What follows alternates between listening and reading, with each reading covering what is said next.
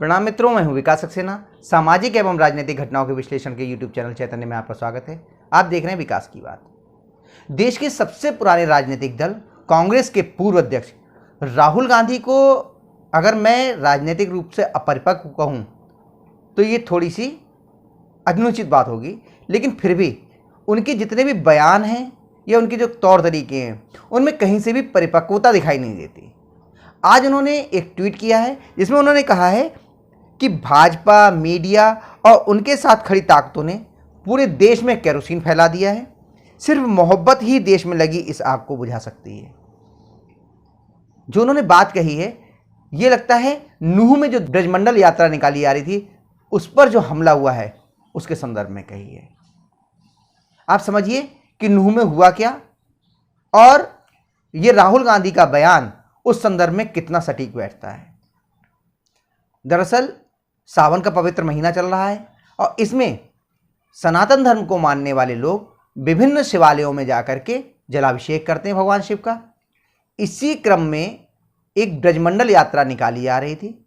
जब ये यात्रा नूह में पहुंची तो वहां पर सुनियोजित षड्यंत्र करके एक भीड़ ने, अराजक तत्वों की भीड़ ने उस पर हमला कर दिया और लगभग 250-300 लोगों की इस भीड़ ने जो हमला किया है उसमें 2 पुलिस के होमगार्ड और 3 अन्य लोगों की मौत हो गई।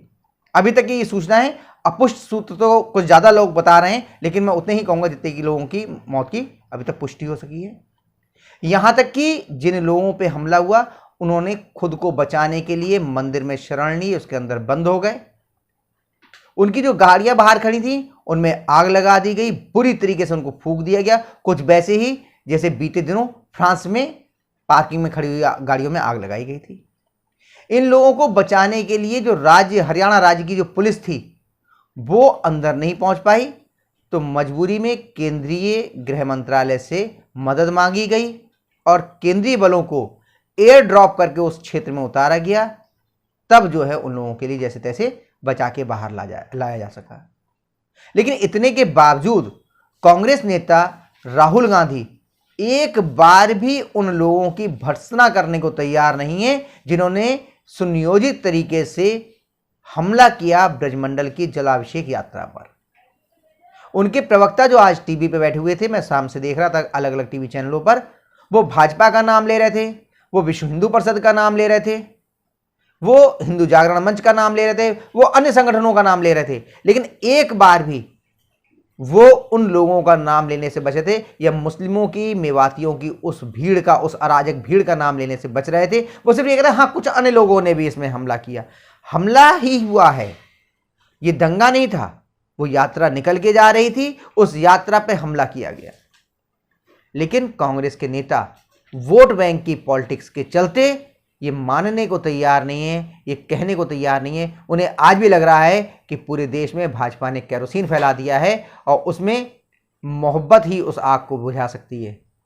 इसी मोहब्बत की दुकान को लेकर के राहुल गांधी बीते दिनों अमेरिका गए थे और वहां पर किस तरह से उन्होंने देश को लेकर के नफरत फैलाने की कोशिश करी थी, ये हम सब लोगों ने देखा था। उनकी मोहब्बत की दुकान में जितना भी सामान बिक रहा था वो सब नफरत का था। लेकिन चलिए, ये तो राजनीति है और राजनीति वो करते रहेंगे। लेकिन आप इस बात को समझिए कि जो नूह में हमला हुआ ब्रजमंडल यात्रा पर, या कांवड़ियों पे जो पत्थरबाजी हो रही है, या फिर रामनवमी के जो जुलूस निकलते हैं उन पर जो पत्थरबाजी होती है, उन पे जो हमले होते हैं, इसके कारणों को थोड़ा समझने की कोशिश कीजिए। हुआ ये है कि पिछली सरकारों ने उन्होंने कई क्षेत्रों को ऐसे क्षेत्र के रूप में विकसित कर दिया जिनमें हिंदू धार्मिक संस्कृति को मानने वाले या हिंदू धार्मिक जुलूसों को जाना प्रतिबंधित था एक तरीके से। इसीलिए आज जब उन क्षेत्रों में जाने का प्रयास करते हैं लोग, कांवड़िए उस क्षेत्र से निकलने का प्रयास करते हैं या हिंदू धर्म की जो रैलियां हैं या जुलूस हैं उससे निकलने की कोशिश करते हैं, तो उनका प्रतिरोध किया जाता है, उन पर पथराव किया जाता है, उन पर पेट्रोल बम्बों से हमला किया जाता है। ये समझ लीजिए आप। और जिन्हें वोट चाहिए, एक मुश्त वोट चाहिए मुस्लिम समुदाय के, वो इन सब पर न सिर्फ आंखों पे पट्टी बांधे रहते हैं बल्कि उन्हें तरह तरह के कुतर्क गढ़ के जस्टिफाई करने की कोशिश करते हैं, उन्हें सही कहने की कोशिश करते हैं। और ऐसा ही कहने वाले ये कह रहे हैं कि ये जो हमला हुआ है ये इंटेलिजेंस फेलियर है। भाई इंटेलिजेंस फेलियर है, लेकिन इंटेलिजेंस फेलियर है किस चीज पर, ये समझिए। कुछ हमलावर हमला करने की ताक में बैठे हुए थे, तो निंदा और भर्त्सना उन लोगों की नहीं की जा रही है जो हमला करने के लिए तैयार बैठे थे, बल्कि भर्त्सना उन लोगों की जा रही है जो हमला रोकने में नाकाम रहे। तो इस बात को समझिए कि केवल इस मामले को डाइल्यूट करने की कोशिश की जा रही है, उन हमलावरों को बचाने की कोशिश की जा रही है कि पुलिस नाकाम हुई है, पुलिस नाकाम हुई है उन हमलावरों के षड्यंत्र को रोकने में। तो पहला अपराध, पहला क्या एकमात्र अपराध उन षड्यंत्रकारियों का है जिन्होंने इस ब्रजमंडल की जिलाभिषेक यात्रा पर हमला किया है। तो पता नहीं अभी और कितना पतन होगा कांग्रेस का अगर इस तरह के बयान देते रहेंगे। एक बार याद होगा आपको, पहले इन्हीं लोगों ने भगवा आतंकवाद जैसे कंसेप्ट को भी गढ़ा था। अब आज वो ये कहने की कोशिश कर रहे हैं जो दंगे हो रहे हैं वो भाजपा के कैरोसिन फैलाने की वजह से हो रहे हैं। ना, भाजपा ने कैरोसिन फैला दिया इसलिए नहीं हुए, बल्कि भाजपा शासन आने के बाद लोगों में ये भाव बना है कि अब उन क्षेत्रों में भी वो अपनी धार्मिक यात्राएं लेकर के जा सकते हैं जो पिछले शासन कालों में प्रतिबंधित रहे थे, क्षेत्र जिनमें जाने में पुलिस मना कर देती थी या प्रशासन मना कर देता था कि उस क्षेत्र से आप मत निकलिए। तो आज के अंक में बस इतना ही। अगले अंक में हम लोग फिर मिलेंगे। आपसे अनुरोध है कि अगर आपको ये वीडियो पसंद आया हो तो इसे लाइक कीजिए, शेयर कीजिए, और हाँ, अगर आप इस चैनल पर नए हैं तो आपसे ये भी अनुरोध है कि इस चैनल को सब्सक्राइब करने के बाद नोटिफिकेशन का बेल आइकन जरूर दबाइए। धन्यवाद, प्रणाम।